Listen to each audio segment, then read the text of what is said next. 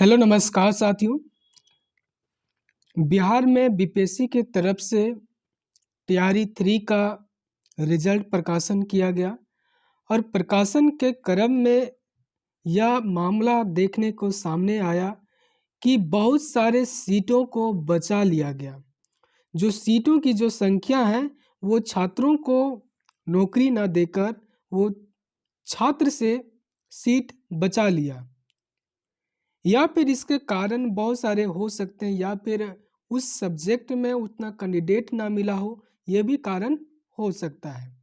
या candidate pass नहीं किए होंगे, कैंडिडेट भरे होंगे लेकिन मिनिमम जो क्राइटेरिया है वह पास फुलफिल नहीं किया होगा, ये भी कारण हो सकता है। लेकिन इसमें सबसे बड़ी चीज़ है कि जो जेन्युइन कैंडिडेट है अदर सब्जेक्ट के, दूसरे सब्जेक्ट का, लेकिन सीटें की संख्या बचा ली गई। तो इसका टीआरई 1 में भी इसी तरह परिणाम हुआ, सीट की संख्या बचा लिया गया, टीआरई 2 में भी बचा लिया गया और टीआरई 3 में भी सीटों की संख्या बचा ली गई। हर एग्जाम में जो टीआरई हुआ उसमें सीटों की संख्या बचा ली गई। या बिहार सरकार केवल डाटा का खेलती है, पूरा का पूरा रिजल्ट को नहीं दिया, सप्लीमेंट्री रिजल्ट की मांग की गई वह भी नहीं किया गया। यह केवल छात्रों के साथ डाटा का खेल यहाँ पर खेला गया है। लेकिन यहाँ पर हम बात करते हैं कि जो टीआरई 3 है उसमें जो अभी पीजीटी का रिजल्ट दिया गया, और पीजीटी के रिजल्ट में देखिए 50% यहाँ पर शिक्षकों के 24,811 पदों की बहाली निकली थी। उसमें से 12,195 सीटों का चयन किया गया। लगभग 50% यहाँ पर जो सीट है वहाँ पर वैकेंट हो गया और यहाँ पर इसकी जो संख्या है वो खाली हो गई।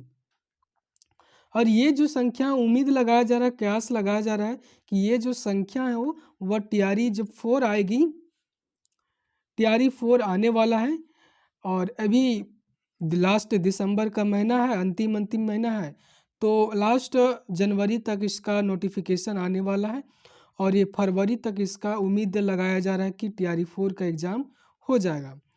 तो ये सीटों का खेल है। लेकिन 2025 में बिहार में विधानसभा का चुनाव है और चुनाव होने के कारण यह उम्मीद किया जा रहा है कि जो सीटों की संख्या पूरी यहाँ पर भरी जाएगी और जो भी कैंडिडेट का यदि नहीं होगा तो सप्लीमेंट्री रिजल्ट भी दिया जाएगा। चूँकि सरकार का यह अंतिम मौका है, विधानसभा का चुनाव है और विधानसभा में सरकार किसी भी तरह का चूक नहीं करना चाहती है। सरकार में आने के लिए हर हाल तरह से यह संभव करेगी, कोशिश करेगी कि हम सरकार में दोबारा आएंगे। तो जितने भी लोक लुभावने चीज़ें हैं, बातें हैं, नौकरी को लेकर सारी चीज़ों के यहाँ पर सरकार करेगी। तो ये बाकी चीज़ें यहाँ पर आपको अपडेट था। यहाँ पर आपको बताते हैं कि देखिए यहाँ पर कितना चयन टीआरई 3 में, देखिए यहाँ पर जो प्राकृत है, पाली है, मिले सिर्फ एक अभ्यर्थी। जो प्राकृत और पाली में केवल एक अभ्यर्थी ही मिला। कैंडिडेट यहाँ पर प्राकृत और पाली में कैंडिडेट आपको मिला ही नहीं विभाग को। ये बड़ी ही आश्चर्य की बात है और ऐसा बहुत सारे कैंडिडेट हैं अब पढ़ते ही नहीं है प्राकृत और पाली का भाषा, जो कि प्रचलन में नहीं है। प्रचलन में नहीं है इसके कारण लोग प्राकृत और पाली में भाषा में पढ़ते नहीं। देखिए यहाँ पर प्राकृत में टोटल 153 सीटों की वैकेंसी निकाली गई थी, वहीं पर पाली में 87 सीटों की वैकेंसी निकाली गई थी, जिसमें से केवल एक विद्यार्थी का यहाँ पर चयन किया गया, एक विद्यार्थी का चयन किया गया।